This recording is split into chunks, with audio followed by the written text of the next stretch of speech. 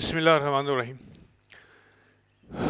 हम दूसरा lecture start करते हैं एमसीक्यूज़ का। 2012 हमारे पास एग्ज़ाम था कराची बोर्ड का, पार्ट वन हम कर चुके हैं, ठीक है। एंड फ्रॉम 11 टू 20 चलिए लेट्स डिस्कस। क्या कहता है ये? The excess of asset over capital, यानी कि एक्सेस ज़्यादा, कैपिटल जो है ओवर एसेट में से कैपिटल जितना ज़्यादा होगा वो क्या होगा, ठीक है। यानी अगर एसेट में से हम कैपिटल निकालें, एसेट्स ओवर कैपिटल मीन्स अगर हम एसेट में से कैपिटल निकालें तो वो क्या होगा। आपको इक्वेशन पता है, एसेट बराबर होता है लायबिलिटी प्लस कैपिटल, ठीक है जी। और अगर एसेट में से हम कैपिटल निकाल दें तो क्या बचेगा? Liability. Correct answer is liability. Income और एक्सपेंस की तो बात नहीं हो रही है, ठीक है। यहाँ पे एसेट, लायबिलिटी एंड कैपिटल की बात कर रहे हैं। अब हमने ये देखा है कि आइडेंटिफाई करना है करेक्ट फिगर को। यहाँ पे इक्वेशन जो है फॉर्म में एक्चुअली इसको एक इक्वेशन फॉर्म नहीं कर सकते, लेकिन सवाल इस तरह का है। इस तरह के सवालात जो है चैप्टर 1 के अंदर हमने किए हुए हैं, बहुत अच्छे किए हुए हैं, ठीक है। You must refer to my early accounting lectures.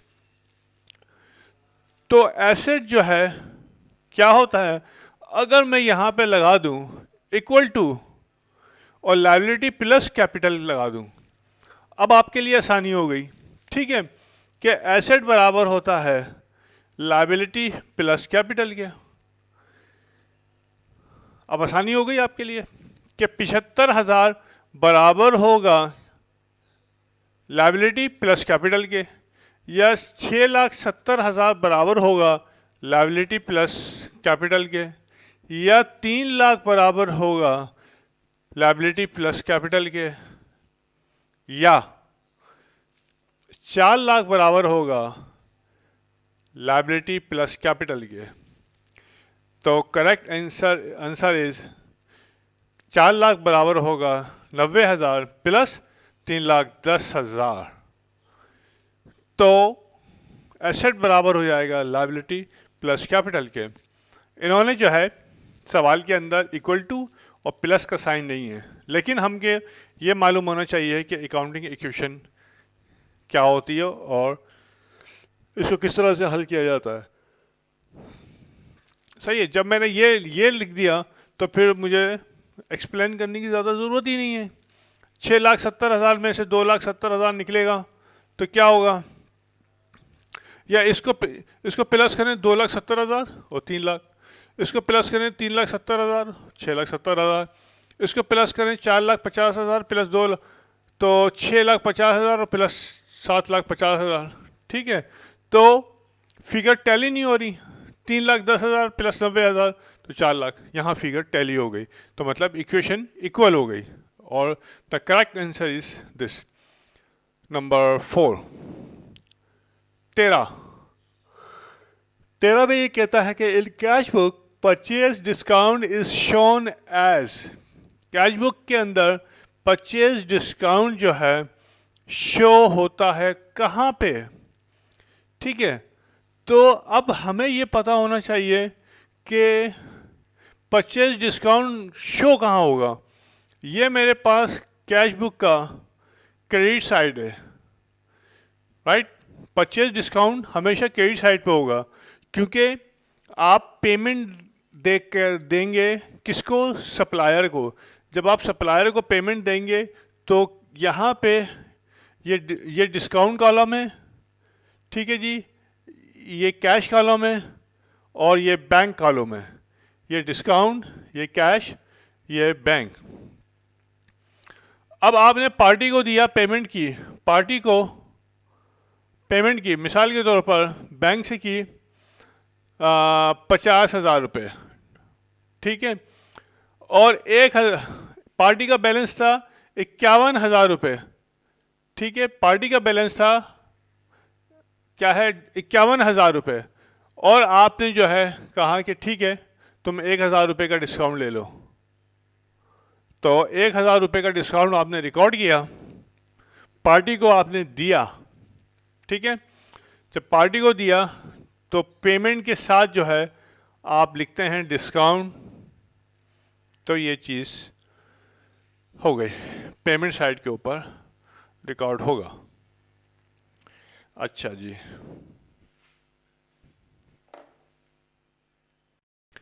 ये नंबर 5 का बी हो गया था हमारे पास। अच्छा, अब बी भी तो नहीं पता, मतलब ये है payment side of the cash book, ये मैंने आपको बताया। अच्छा, number 14, under imprest system of petty cash book the petty cash fund is reimbursed, सही है, रीइम्बर्स्ड ऑन, पहले तो हम ये समझें कि इम्प्रेस सिस्टम यानी कि एक पेडी कैश, जो नॉर्मली जो हम एक फ़ंड क्रिएट करते हैं पेडी कैश, हम क्या करते हैं कि अकाउंटेंट को कहते हैं कि आप जो है 50,000 रुपया ये कैश बुक में से निकालें और पेडी कैश बुक के अंदर इसको लिख लें कि ये हमने 50,000 रुपये आपको पेडी कैश फंड दिया। मिसाल के तौर पर आपका हेड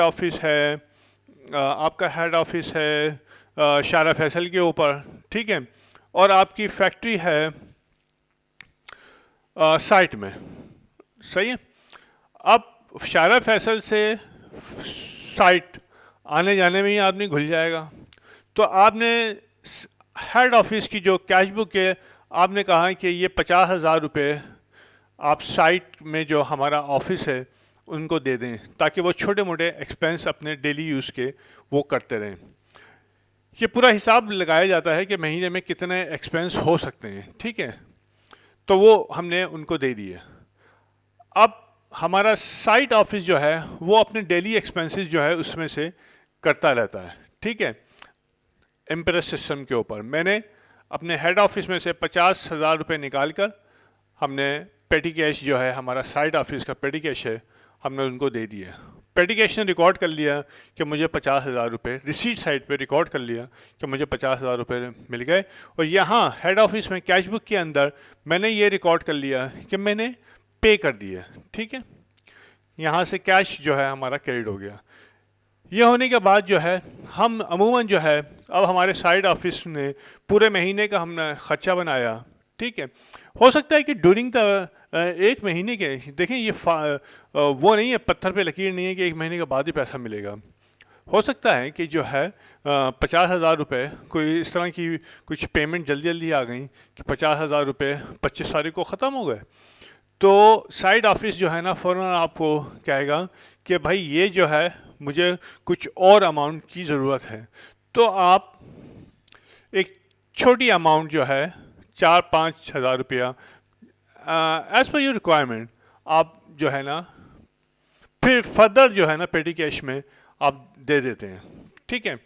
और 30 तारीख को मिसाल के तौर पर आप हमारा मंथ एंड हुआ, तो 30 तारीख को जो है हमारा जो साइड ऑफिस है उसने साहब जो है ना वो एक्सपेंस की डिटेल बनाई और उसने कहा कि मुझे 50,000 रुपये पहली तारीख को मिले थे और 5,000 रुपये मिसाल के तौर पर 26 तारीख को मिले थे, तो टोटल जो मेरे पास ये आ गया फिगर 55,000 रुपये। और 55,000 की जो है ना डिटेल जो है एक्सपेंसेस की डिटेल ये लगी हुई है, पीछे वाशर लगे हुए हैं, और वो हेड ऑफिस को भेज देगा। हेड ऑफिस बाद में तो वो उसको ऑडिट करेगा लेटर ऑन, लेकिन उसका पहला ये काम होगा, उसने कहा कि 55,000 रुपये मैंने भेजे, ठीक है, ये इसके एक्सपेंसेस हो गए, ये डेबिट साइड पे है, ये क्रेडिट साइड के ऊपर है, और क्रेडिट साइड शो कर रहा है कि तकरीबन जो है 53,000 रुपये के एक्सपेंसेस हुए हैं। तो अब हम क्या करेंगे, हम ये डिसाइड कर लेंगे, ठीक है, कि at the time of making an impress system हम ये डिसाइड करेंगे कि हमने 50,000 रुपये आपको देने हैं। तो हम क्या करेंगे कि 53,000 हमने 55,000 रुपये दिए थे, तो हम 50,000 रुपये का फिर जो है बैलेंस जो है उसको पेमेंट कर देंगे, और बाकी जो फर्दर अमाउंट जो एक्सपेंस की होगी वो हम नहीं करेंगे। सही है, ये एक सिस्टम है, उसकी डिटेल में नहीं जा रहा मैं, लेकिन हो सकता है कि हमने 5,000 की नहीं, ड्यूरिंग द पीरियड हमने ड्यूरिंग द मंथ हमने 5,000 रुपये जो है ना एक्स्ट्रा नहीं पे किए थे, हमने 50,000 पेमेंट किए और हमारे पास आया कि 49,000 रुपीज़ जो है ना एक्सपेंस हो गया। हमने शीट देखी और हमने जो है फ़ौरन ही 49,000 का जो है चेक जो है काट के साइट ऑफिस के बैंक अकाउंट में हमने जमा करा दिया। ठीक है, तो रीइम्बर्स कर दिया हमने, जितने एक्सपेंस हुए थे वो हमने रीइम्बर्स कर दिए, वापस भर दिए उसके अकाउंट के अंदर। अब जब वो नेक्स्ट मंथ की पहली तारीख जब होगी तो उसके पास अगेन 50,000 रुपये होगा। ठीक है, तो ये इम्प्रेस सिस्टम होता है, ये चल रहा होता है, पेटी कैश बुक में आपने पढ़ा होगा। तो एनुअल बेस के ऊपर नहीं होता ये, ना क्वार्टरली बेस पे होता है, डेली बेस पे तो होता ही नहीं है, ये मंथली बेस के ऊपर सिस्टम चलता है। अच्छा जी, आगे चलते हैं। ठीक है, होप समझ में आ गया होगा, थोड़ा सा मैंने डिटेल बता दी। अच्छा, बीच में जो करते हैं ना आगे, जब ये पेटी कैश पढ़ेंगे तो अगर ओपनिंग बैलेंस इतना है, हमने एक सिस्टम बनाया 50,000 का, और बीच में अगर आ जाता है तो फिर उसको किस तरह से इनकाउंटर करेंगे, वो जब पेटी कैश करेंगे उसमें आ जाएगा। सही है। अच्छा, number 15, merchandise shown in trial balance post closing. Actually post closing होना चाहिए, पोस्टिंग क्लोजिंग लिख दिया इन्होंने, जो कि लफ्ज़ सही नहीं है। पोस्ट क्लोजिंग ट्रायल बैलेंस होता है, यानी कि ट्रायल बैलेंस आपके तीन ट्रायल बैलेंस होते हैं आपके। एक तो पहला ट्रायल बैलेंस होता है जो कि फिगर्स जिसमें होती हैं, जो तमाम लेजर्स की जो फिगर्स होती हैं, सही है, वो आती हैं। उसके बाद उस ट्रायल बैलेंस में एडजस्टमेंट्स होती हैं। ठीक है, ईयर एंड एडजस्टमेंट होती हैं। ईयर एंड एडजस्टमेंट करने के बाद फिर दोबारा ट्रायल बैलेंस बनाया जाता है, उसको कहते हैं एडजस्टेड ट्रायल बैलेंस। और उसके बाद जो है फिर हम जब उस एडजस्टेड ट्रायल बैलेंस से हम profit and loss and balance sheet वगैरह जब बना लेते हैं, तो बैलेंस शीट खाली बैलेंस शीट आइटम्स का पोस्ट क्लोजिंग ट्रायल बैलेंस बनता है। सही है, तो पोस्ट क्लोजिंग ट्रायल बैलेंस के अंदर यहाँ पे ये पूछ रहा है, यानी कि बैलेंस शीट की आइटम जो आप बनाएंगे, ठीक है, ईयर एंड की, उसमें क्या ओपनिंग मर्चेंडाइज आएंगी? नहीं, ओपनिंग मर्चेंडाइजेस नहीं आएंगी। सही है, ओपनिंग मर्चेंडाइज जो आती है वो जब पहली ट्रायल बैलेंस आप बनाते हैं लेजर अकाउंट की, उसमें आती हैं ओपनिंग मर्चेंडाइज। लेकिन जब फाइनल अकाउंट बन जाता है, और फाइनल अकाउंट बनने के बाद जो है, जब बैलेंस शीट यानी हम बना लेते हैं, final account means balance sheet और प्रॉफिट एंड लॉस, जब वो बना लेते हैं तो उसके बाद हम पोस्ट क्लोजिंग ट्रायल बैलेंस बनाते हैं। उसके अंदर जो है हमेशा जो एंडिंग मर्चेंडाइज होती है, यानी कि अनसोल्ड जो मर्चेंडाइज होती है, जो साल के आखिर में रह जाती है हमारे पास बिकने के लिए, वो जो है बैलेंस शीट का हिस्सा बनती है। हमने देखा है कि ओपनिंग जो मर्चेंडाइज होती है वो तो चली गई इनकम स्टेटमेंट में, लेकिन जो एंडिंग इन्वेंट्री होती है वो बैलेंस शीट के अंदर जाती है। सही है, और बैलेंस शीट के आइटम से ही पोस्ट क्लोजिंग ट्रायल बैलेंस बनता है। तो मर्चेंडाइज जो है, जो एंडिंग मर्चेंडाइज होगी, वो पोस्ट क्लोजिंग ट्रायल बैलेंस में आएगी, ओपनिंग इनकम स्टेटमेंट में जाती है। सही है, merchandise return by customer, return by customer ये सेल्स रिटर्न है, तो ये भी इनकम स्टेटमेंट में चली जाएगी। Merchandise return by supplier, merchandise return to supplier होना चाहिए, बाय लिखा हुआ है, बहरहाल यहाँ पे टू होना चाहिए। Let me check, to supplier. सही है, number 15 merchandise to supply, yes my error, इसको मैं 2 करूं, दिस वन टू सप्लायर को, सप्लायर को, तो मर्चेंडाइज जब रिटर्न करते हैं सप्लायर को, it become your purchase return, तो ये भी इनकम स्टेटमेंट में चली जाएगी।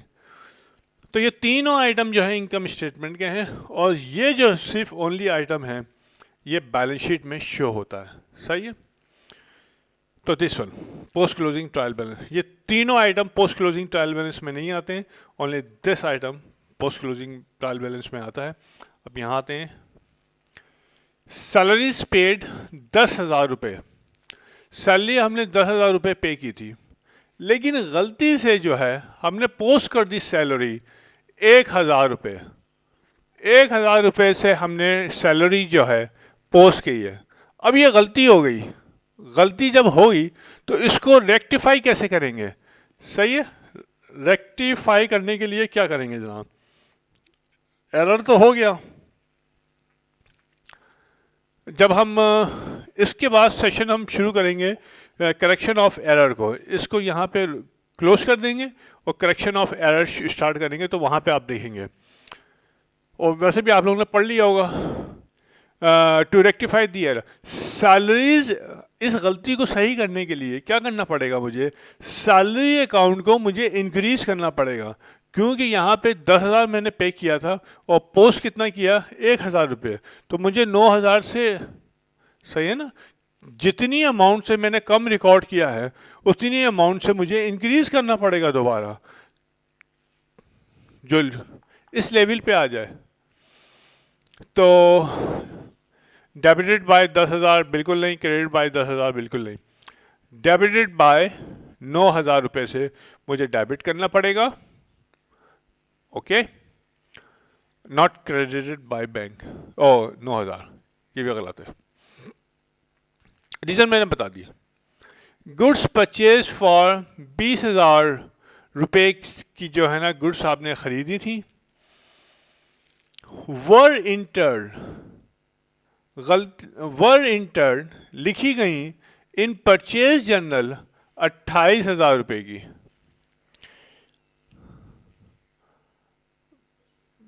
20,000 की परचेजेस एक्चुअली आपने की थी, लेकिन गलती से 28,000 रुपये की आपने परचेज जर्नल में लिख ली, ठीक है। परचेज जर्नल जिसमें क्रेडिट परचेजेस आप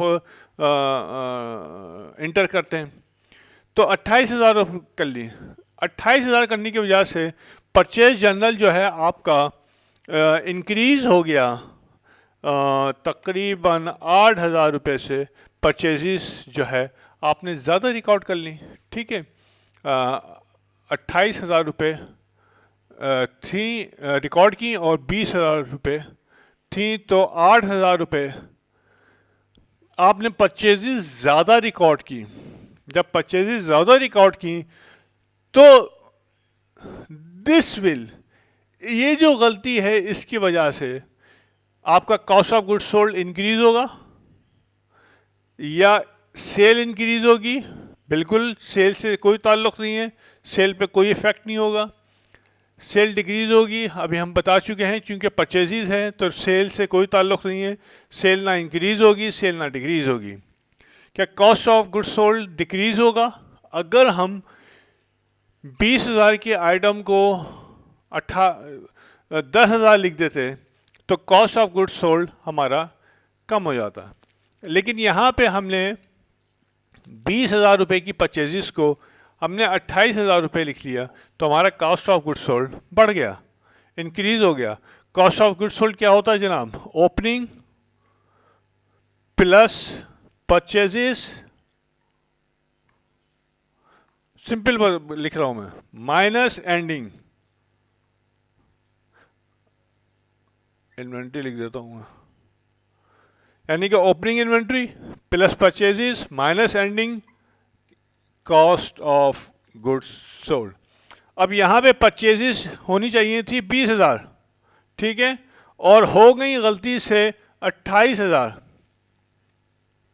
तो cost of goods sold increase हो गया ना, राइट? समझ गए? Cost of goods sold increase हो गया। इस बेस के ऊपर आपसे कोई भी चीज़ पूछ सकती है कि अगर ओपनिंग इन्वेंट्री आपकी कम हो जाए तो कॉस्ट ऑफ गुड्स सोल्ड पे क्या हो असर होगा। तो इस चीज़ को रखते हुए आप जो है मज़ीद अपने आप को जो है इल्म को बढ़ा सकते हैं, जो कि बहुत मुश्किल है। ठीक है, ओके जी। यहाँ से हमने प्रूव कर लिया कि cost of goods sold increase होगा। Sales journal contains, sales journal में क्या कंटेन होता है? ठीक है जी, एक मिनट।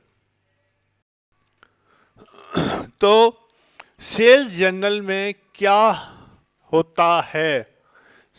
क्या सप्लायर अकाउंट होता है? सप्लायर तो परचेज जर्नल से ताल्लुक़ रखता है, सेल से तो ताल्लुक़ नहीं रखता। क्या कस्टमर क्या सब्सिडरी लेजर होता है? नो, सब कस्टमर का सब्सिडरी लेजर नहीं होता। क्या लिस्ट ऑफ कैश सेल होती है? लिस्ट ऑफ कैश सेल जो है कैश बुक में मिलती है या बैंक बुक में मिलती है। तो लिस्ट ऑफ क्रेडिट सेल्स आपकी जो है ना ये होती है। सेल जर्नल आपने बनाया होगा, अभी हमने किया नहीं है।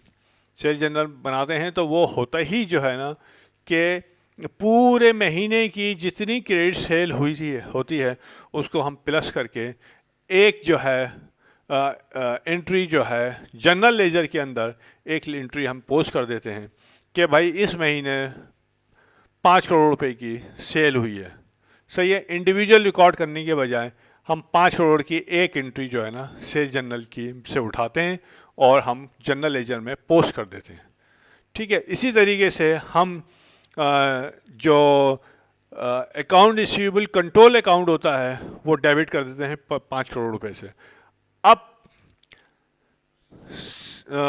अगर कोई गलती आ रही है तो उसको चेक करने में बड़ा आसानी होती है कि हमने अब मिसाल के तौर पर इस महीने की हमने कहा कि अकाउंट रिसीवेबल, ये बात की बात है, चलिए इसको हम यहाँ पे, ठीक है, जब वो पढ़ेंगे तो हम देखेंगे, स्पेशल जर्नल जब पढ़ेंगे तो check deposited into bank but not yet credited. Bank में चेक जमा करा दिया है लेकिन क्रेडिट नहीं किया बैंक ने अभी तक। कोई भी वजह हो सकती है, छुट्टी आ गई होगी, इतवार आ गई होगी, तो वो कहलाती है अनक्लियर चेक। चेक अभी तक क्लियर नहीं किया है बैंक ने, क्योंकि आपका बैंक भी शामिल है और जिसने चेक दिया है उसका बैंक भी शामिल है, तो 2 बैंक शामिल हो गए। तो एटलीस्ट जो है एक 1.5 दिन तो लग जाता है। ठीक है, तो अनक्लियर चेक कहलाते हैं। आउटस्टैंडिंग का मतलब यह है कि आपने पार्टी को चेक दिया है कि विड्रॉ करे, डिपॉजिट नहीं करे, विड्रॉ। डिसऑनर्ड तो एक अलग चीज़ हो गई कि आपके बैंक अकाउंट में पैसे नहीं थे तो चेक डिसऑनर हो गया, या हो सकता है किसी भी वजह से चेक के अंदर कोई गलती थी लिखने में तो वो डिसऑनर हो गया, और नन ऑफ दिस तो है नहीं।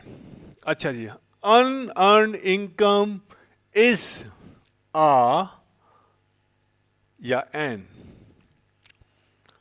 आ से मुराद ये है कि अगर डी से शुरू हो रहा है तो आ, अगर ए से शुरू हो रहा है तो एन, वॉवेल।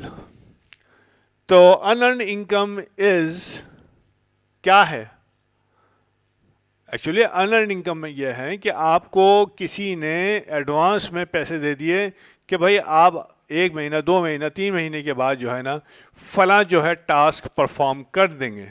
ठीक है, ये सर्विसेज दे देंगे या टास्क परफॉर्म करेंगे, तो आपको एडवांस में जो है ना पेमेंट जो है आपके कस्टमर ने जो है ना दे दी।